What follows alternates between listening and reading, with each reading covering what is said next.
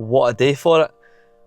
What a bloody day for it. We took the tash off, feeling good few years younger. We're ready to crack on today with legs. What's happening, people? Welcome back to the YouTube. Today we've got a little bit of a mic'd up lower session going on. It's lower B. So starting off with arms, going into some ab work, lying hamstring curl, leg extension, hip thrust, adductor, and a glute bias leg press. Bosh. Absolutely mega session on the cards, feeling great. Training off a 1 meal. The time currently is 9 o'clock, well, 1 minute past 9. And we're ready to get after it, showing you how I train legs, how I attack my leg sessions, etc, etc, and as always giving kind of useful cues here and there as well, obviously, because most of the training videos that I do on the YouTube is the inside the process upper session, so we don't usually train legs on here. So I'm going to be showing you how I go about attacking legs, as I say. So Thursday morning, time to start the day off with an absolute banger. See you in there. Starting off with arms, may get it filmed, may not. Let's go. Right, what's happening? Just wrapped up 3 sets of biceps, 3 sets of triceps to start, 2 sets of abs as well. Now my arm volume is actually lower than what it was during prep, but now the quality is so much higher, so I don't exactly need as much volume because I am delivering like a higher quality stimulus because of the work that's of higher quality. And this is, now when it comes to like volume and stuff like that, this is something that I see with people looking to come on board with coaching, and they're sort of like entry level to bodybuilding if you must, and their volume is already super low, but the quality of their work does not match the fact that their volume is super low. Now when your training quality isn't as high of a standard, you need to have more volume to make up for the lack of a standard, and then as you progressively get more accurate in your training, become more skilled at the actual thing of training, and then you can almost titrate volume down because you don't need as much because you're delivering more quality stimulus through less work, and then obviously you can talk about less fatigue accumulation as well through that. But right now we're just jumping on lying hamstring curl, and we're taking 62 kilos here. We took 62 kilos for 7 last week, and I'm not following in anyone else's fucking footsteps in terms of the logbook and stuff like that. I've always been one for like looking to take the progression, like if it's there, but if it's not, no stress. But again, let's be honest, we all get carried away sometimes with the logbook, and sometimes let form sort of degrades in order just to write an extra number on a logbook, which is not productive in any way, shape or form, because then at the end of the day, you're just going to need to tidy that up going forward. But right now, going to go in, looking to obviously beat 7, but again, if we don't beat 7, then it's not the end of the world. It doesn't determine whether I've had a bad session or not. Again, it's not all in the logbook, it's a tool. But as always, we're looking to get stronger. It's as simple as that. Let's go. Ooh. Took a little +1 there.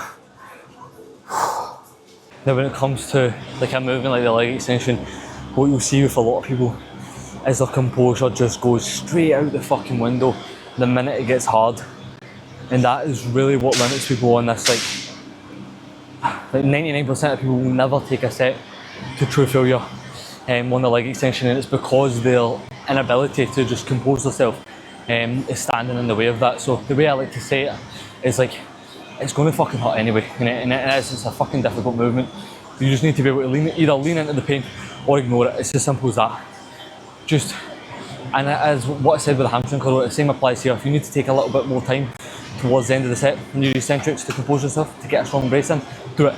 You'll see me here, I control everything in the eccentric here. There's no change in my control towards the end of the set, and that's what allows me to take these sets all the way here. And as I say, a lot of people do lack that, especially on a movement like the leg extension. Another common thing you'll see is people will say with the prime leg extension, we'll load it all in the length end, but we'll avoid the length end as if it's a plague.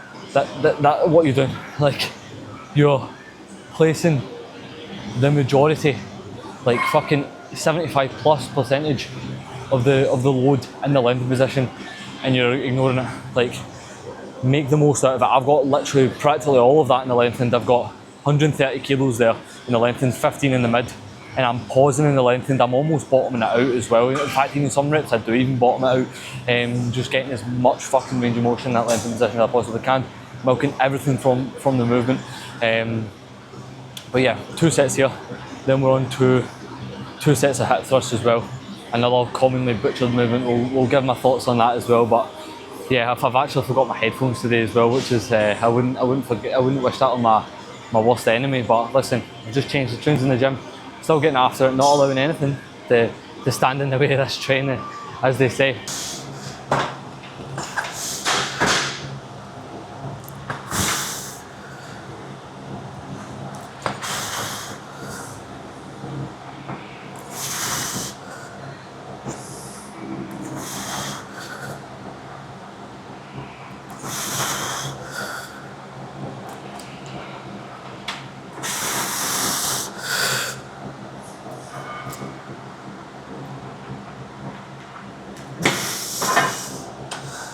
Now, I think it's pretty common to see like people having an ability, much like the leg extension, to take their glute drive sets all the way there. And again, it's a composure issue. People get to the top of the movement, maybe 2, 3, 4, maybe even 5 reps in reserve, and they just start like humping the weight up. The way I like to think about it is roll the hips backwards, roll the hips forward again. The range of motion is at the hip, it's not at the knee. When your knee starts to travel horizontally towards you, you're getting 0 glute out of that. Just introducing quad into the movement. It's not a quad thrust, it's a hip thrust. And as I say, like, people lack that composure because it's like, oh shit, there's a lot of weight on this could crush me. It's not gonna fucking crush you. Keep the tension on target musculature. Roll the hips back and forward. You should come off of that with your glutes absolutely firing. If you come off of that and all you can feel is quad, you really need to have a look at your execution, because most likely, as I spoke about just there, you're getting that horizontal travel with your knees towards the torso. It's just introducing quad, no more glute.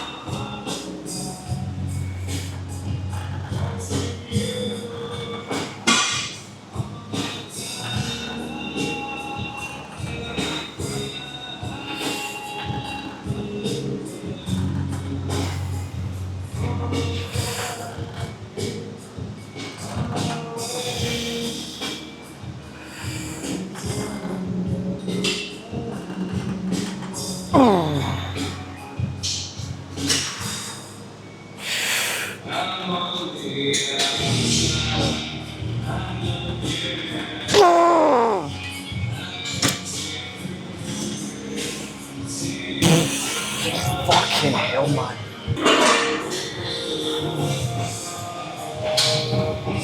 Timing of that, man, fucking hell. Right, what's happening? How we doing? Check the tyre pressure, shut the fuck up. Wrapped up a beautiful, beautiful, beautiful. Let me put my dash cam on, because let me tell you, there's some crazy motherfuckers out on the road nowadays. So that is. Whoa, we're getting DMAC coming on. Let's pause that. Wrapped up a beautiful, beautiful leg session at JP's. Lower B, wrapped up. Last set there on the leg press. God, man, your boy was absolutely fucking cooked after that. Absolutely fucking cooked.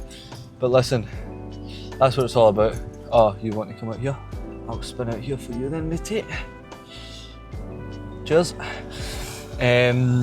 So aye, last rep there on the leg press, fuck me, I was absolutely leathered after that, but that's what it takes. That's what it takes, and the moral of the story is it takes what it takes. And that's what I love doing. I love feeling like an absolute vegetable after my leg sessions. I say I love feeling like an absolute vegetable. Like right now I feel like not fine, but I feel like I've trained legs, but I don't feel like an absolute vegetable, you know, the same way that I would in prep. But yeah, but I just want to talk about that leg press set. Like that is, it's very similar to the Cybex squat press. If you've ever used it, you'll know what I'm talking about, where it's so heavy in the lockout, where it almost feels like you're in the concentric on the eccentric. Like again, if you know what I'm saying, if you've used the Cybex squat press, you'll understand exactly what the fuck I'm saying when I say that. Like it feels like you're under tension the full entire time. You're under concentric load the entire time, even on the eccentric. Crazy movement. It just feels like you don't even get a fucking break on it, but it's great. Feel the glute coming off of that, absolutely fried. Beautiful last rep. Very challenging in that sort of mid to short position. Again, probably not quote unquote optimal to have at the end of a session, but listen, it's fun. It's absolutely fun. I enjoy it, and I get a lot from it. It's as simple as that. Doesn't really need to be more overcomplicated than that, people. If you enjoy it, you can progress it. That's the moral of the fucking story here. That is the moral of the story. Now today, we may be having an off-plan meal. Oh, what are we having? I hear you say. I am not sure. I believe Mr. Finn Kelly has provided Leo Hamilton with an off-plan meal. We might be linking up with Leo and Kiva, me and Ellie, Ellie, Leo and Kiva, the squad, the dream team, the Italy team. Maybe linking up for a little off-plan, probably in Italian, you know us. But that'll be super exciting. And just to give you a little bit of an update on myself, I am now 6 weeks, well, as of this Saturday, today recording this, it's Thursday, so 6.5 weeks now post-show. I was 66.35 this morning, which is 2.15 kilos up from my last show day weigh-in of Italy Milan, albeit that was a little bit of a heavier weigh-in just due to the overall heat, holding on to a little bit more water, but you know, we still landed the look, so no complaints there whatsoever. Things are going swimmingly well for me. I am feeling better and better as the days go on. I'm going to try and get these traffic lights 30 miles an hour, nothing less or more, you know me. But as I was saying, feeling better and better as the days go on. And when I've noticed this now, when I start to feel tired, it's a different kind of tired. It's not the same tired as it was in prep. Prep tired was like, it's weird, it's different. You'll understand it if you've been through it. It's like mentally tired. It's like just had a long day at school, exams, you've just had double football, double PE, you've played football for 2 periods in a row, you've been busting a gut, you've been kicking about, sweating all day. It's a roasting hot day in school, trapped in some roasting hot classrooms. It's that type of tired. Whereas when I'm feeling tired now towards the end of the day, it's just I want to sleep tired. And it's, let me tell you people, it's a very well welcome change. It's a very well welcomed change. My cognitive function, I see what I believe is a McLaren above here. I'm going to try and speed up and get a nicer look at this. What was I saying there? As I say, yeah, I'm feeling a lot better, and I'm just super grateful for it. And the reason why my post-show recovery has been pretty seamless is because I have been as on top of my shit as I possibly can be. Now, post-show recovery is super person dependent. Like, you could be on top of your shit. Like, I know of people that have been on top of their shit, and they don't recover months and months, up to even a year post-show, and they don't get back to feeling normal. And again, that's just sometimes how the cookie crumbles. That's why you need to love the fucking shit. And it is easy, I think, post-show to be like, it's not worth it prepping, man. Like, how I feel right now isn't worth how I feel on stage and how the gratification that provides me. But listen, it's always easy to make those decisions under the influence of heightened emotions, and that's why it's important to not do so. And it's the same way when it goes to, you want to eat off plan post show. Yes, you can do it, but you're not going to get away with pigging out, because at the end of the day, where the fuck does it end? Does it end when you finish your meal? Do you want to indicate in? Come on. Where the fuck does it stop? Does it stop when you finish your meal? Does it stop after you order copious size? Does it stop after you finish everyone else's fucking meal? You know what I'm saying? Let's just be sensible post-show. That's the kind of motto. Food is always going to be there, and let me tell you, I know exactly what it's like to be in a place where, like, fuck, I want to try this and I want to try that and I want to have one of this and one of that, and you go to the croissant place or croissant, whatever you want to call it, abroad in Italy, and you're like, oh, I want a white chocolate Biscoff, I want a white chocolate coconut, I want a white chocolate hazelnut. Listen, they're always going to fucking be there. Have half of one, half of another. You get that variety and just get on with the day. There's going to be more opportunities to eat off plan, and listen, the more you can be patient with these off plan meals, the more you're going to be able to take. Build up your baseline food so that you actually can afford to be eating off plan without going full fucking starvation mode the rest of the day just to afford for an off plan. And listen, nothing beats the satisfaction of knowing that you fucking nailed it post-show. Let me tell you, I feel fucking great knowing that I stayed true to my word. That was one of the things that I spoke about, or that I've got written down in my notes that I wrote down, I believe it was the 9th of December 2025, be mature within the post-show phase, and it's exactly what I fucking did. And let me tell you, I'll wear that as like a fucking badge of honour, because there's professional athletes out there, there's grown men, and although I'm an adult, there's still look at people that are old enough to be, maybe not old enough to be my dad, but you know, a good 10, 12, 15 years older than me out there that haven't handled it as well as me. And again, it's not a fucking comparison game, but to know that I have held myself to the standards that I set, that's a good fucking feeling. And that is not me being cocky in any way, shape or form. That's just, it just feels fucking great, let me tell you. So moral of this kind of chit chat is the goals that you set for yourself, just go fucking tunnel vision for them. And I kind of touched on that in the recent podcast as well, with goals that I have with regards to coaching and stuff like that. When I actually started really taking steps forward with my coaching was when I identified, when I really knew deep within that I could make something from this, and I know that I put effort into my coaching. I know that I put effort into improving my knowledge and improving just how I conduct myself as a coach and how I conduct myself as an athlete as well, because at the end of the day, like, you need to lead from the front, and that's one of my main things. And I can't be asking someone, I can't be saying to someone like, look, you need to stay on top of your shit, you need to pick your meals, if I'm not fucking doing it, you know what I'm saying? But listen, I want to talk about as well, people can fall off the mark, and I feel like people don't talk about falling off the mark. And the way that I speak, I think, on social media can maybe be portrayed as if falling off the mark is the worst thing you could ever fucking do. And let me tell you, it's not like that. People fall off the mark. I was quite open and honest and was saying that I wished I'd have managed Italy better, albeit I managed Italy probably to like a 7 out of 10, 8 out of 10 standard by my standards. You know, I hold myself to higher standards than that, but listen, the full post show has been nailed. It's a whole different story. One thing that I like to think about when clients say veer off plan, is you need to protect the mental state of the client first and foremost. I'm not there to fucking give people into trouble. I'm there to hold people accountable, and I'm there to remind people of their goals and kind of dig deep as to why this has happened. Now, I am fortunate enough to not have had to have dealt with like a client say binging, quote unquote. But again, let's be honest, I'm going to have to deal with that at some point. And I'm confident that I'm well equipped with the knowledge to be able to deal with that and the sort of people skills.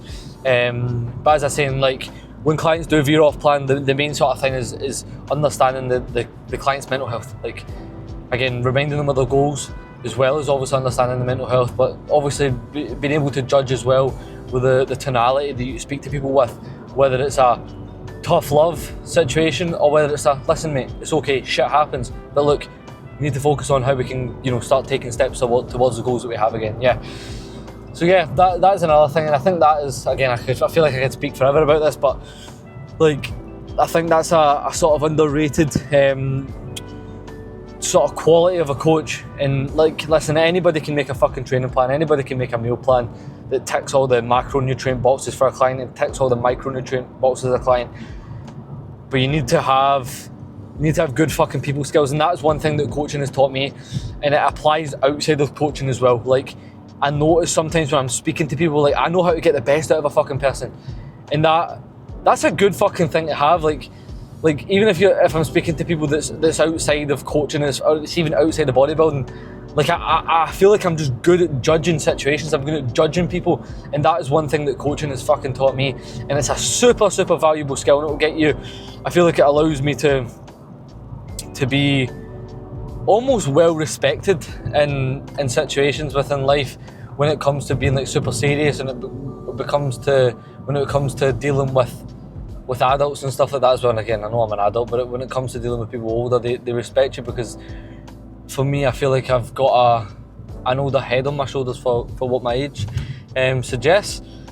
But yeah, enough chit chat, enough of the psychological stuff, enough of just the serious chit chat. It's absolutely roasting in this car right now, man, and let me tell you, it's roasting in the UK right now, roasting in Glasgow, Scotland. I'm not sure what it's not, I can't see what it's saying temperature wise in the car right now, but it's absolutely boiling, people. It's absolutely fucking boiling. But that'll wrap up today's leg session. You can let me know what you'd like to see next for the next video, whether it be a little full day of eating, another sort of training video. I mean, to be fair, the next training video will be going live, well, won't be going live, but will be going down tomorrow. I will be driving myself and Brandon to go train upper at JP's, Friday upper, inside the Process upper. You know how we do it. Absolutely bliss session to be induced in, as always. But yeah, that wraps up this video. Obviously, as always, thank you for watching. And I'm going to use this opportunity as well to plug coaching. As I've been speaking about recently, price increase from September the 1st, going live with coaching. Reason being, I believe that the service that I provide and the level of results that I'm delivering is worth more than the current price, and I just want to continue to provide the best service possible. So if you want to get in, inquire now.